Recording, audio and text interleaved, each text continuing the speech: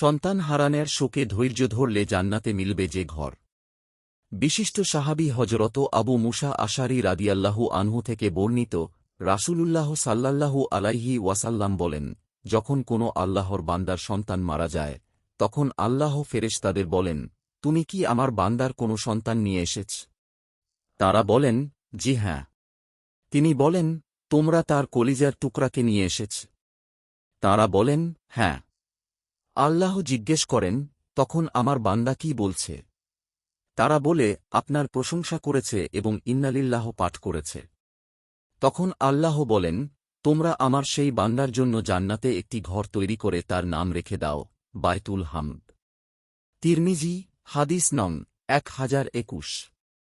শিক্ষা ও বিধান।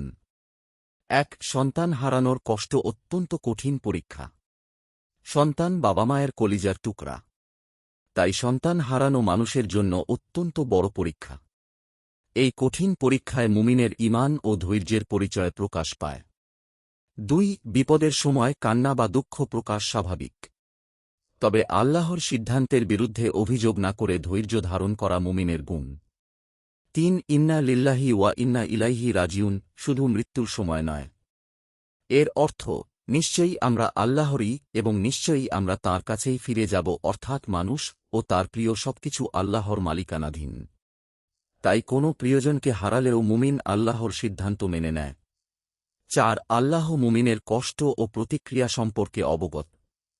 ফেরেশতাদের মাধ্যমে বান্দার অবস্থা সম্পর্কে জিজ্ঞাসা করার বিষয়টি আল্লাহর সর্বজ্ঞতার কোনো সীমাবদ্ধতা বোঝায় না, বরং এটি বান্দার মর্যাদা ও তার আমলের গুরুত্ব প্রকাশের একটি পদ্ধতি।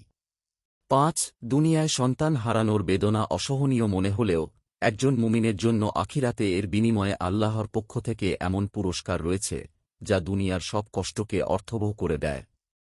6. জান্নাতে আল্লাহ যে পুরস্কার নিজে নির্ধারণ করেছেন, তার নামই বায়তুল হামদ, প্রশংসার ঘর। এর মাধ্যমে বোঝা যায়, বিপদের সময় আল্লাহর প্রশংসা করা কতটা গুরুত্বপূর্ণ ও মহৎ আমল। আপনার একটি শেয়ার হয়তো কারও জীবন বদলে দিতে পারে।